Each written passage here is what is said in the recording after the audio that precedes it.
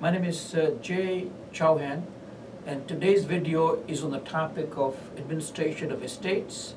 And to discuss that topic, I have Mandy Jazzy, who is an articling student and will be a lawyer next year. So we'll be discussing these questions based on typically the questions, those that will go to the mind of a person in the general public where a person dies, and what do you do to administer his estate after he dies. So here is Mandy to ask those questions. Yes. Thank you, Ms. Chauhan, for answering these questions. These are very important questions that I'm sure everyone is really wants to know when dealing with the administration of estates. So my first question would be, what are the first steps an executor must take when a person passes away? The most important step, Mandy, is that they should trace the will. You go to the last lawyer you think that the testator had been to, and you track down the will from there. And you have to, the wills are kept privately by the lawyers usually, and therefore when you trace the will from the lawyer, then you decide who the lawyer is going to be, because today I would say that it is fairly complex to make an application on your own. So you need a lawyer. So you go to the lawyer, and he acts as the lawyer of the executor, who will be appointed as a trustee to administer the estate. That's the first step. Okay. And then, so after this trustee is appointed, how do you apply for a certificate appointing a trustee? There are in the application for what used to be called probate, now called the certificate of appointment of the trustee. There is a number of forms, of which the most important one is actually listing of the assets. You have to list all the assets, your shares, your bonds, the property that you have, cash in the bank, and all those assets are listed. And then of course the application says that have you served all the beneficiaries of the will, and have you got any person that may be under disability, and all those types of questions are answered in the application. And then you prepare the application and go to the what used to be called surrogate court, now called superior court, and you submit the application along with the filing fee. Okay. Yeah, so how much are the filing fees for this application? The filing fees are filing fees for the court office, and they are $5 for every $1,000 of value of the estate. Okay. And up to the sum of $50,000 of the value of the estate. If the value goes beyond that amount, and very often it does today, because if you own a house, it's $500,000 plus dollars, Right. then the value is $15 for every $1,000. So it can be fairly expensive for an estate. Typically, let's say $700,000, the cost can be very significant, $9,000.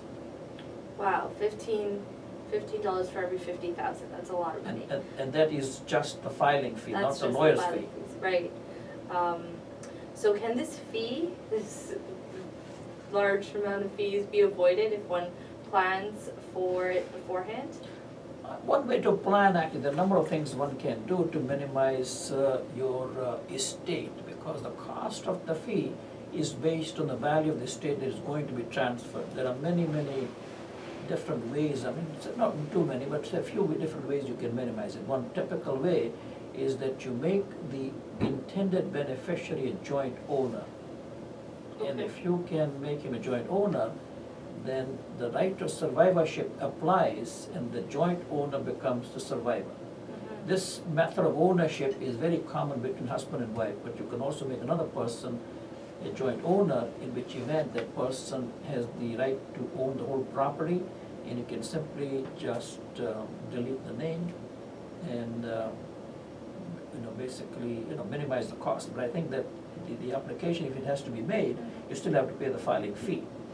Oh, okay. Yeah. So that can't be avoided. No, but I think that if there's a joint ownership, there should be possible to delete the ownership Okay. and minimize the cost. Right, so in terms of this ownership, how is property transferred then?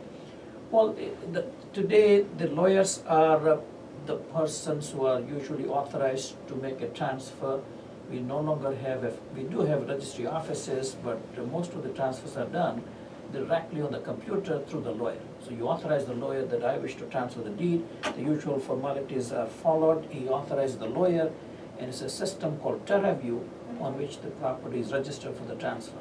And that is one of the things that the lawyer would do when the property needs to be transferred as a part of the administration of the estate.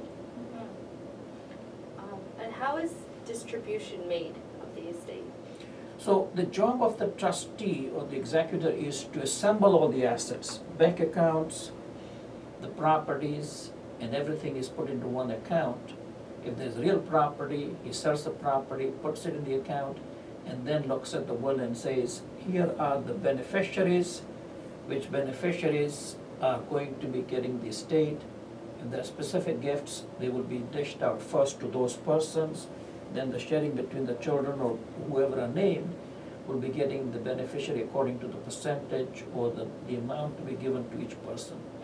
And once it is given, then you conclude the administration by listing on an accounting arrangement the amount of the money that was in the estate, the way it was divided, payment of the cost of administration including legal fees, and then you conclude that I've made a distribution of all the assets, and this accounting arrangement is different than the normal accounting system, but it has to be done, and then the parties have concluded the event of administration through the executor, with the support of the lawyer. Okay, so this accounting system, do you have to pass all the accounts? In a larger estate, you might go back to the court and say to the court that here's our accounting, and if there's no dispute, then the judge would simply endorse the account and say these accounts are passed. It's an accounting function, an accountant may be involved, but if you can get the version of the accounts that is satisfactory to all the beneficiaries, then you can simply get a release from the beneficiaries to say that I've read the accounts, I accept the accounting, and I release the executor, and that release would be sufficient so that you don't have to go to the court and do a whole procedure for passing of accounts. So that's roughly the arrangement, and in different words, you don't have to go to court if you can all agree on the way in which the distribution was made. Okay, that was very helpful. Thank you very much, Mr. Thank you, Chauhan. Mandy, and I hope you enjoyed the program, and if you would like to watch more of these videos, please see my name jchauhan.com or jchauhan.ca under videos or resources, and these videos are listed there. Thank you.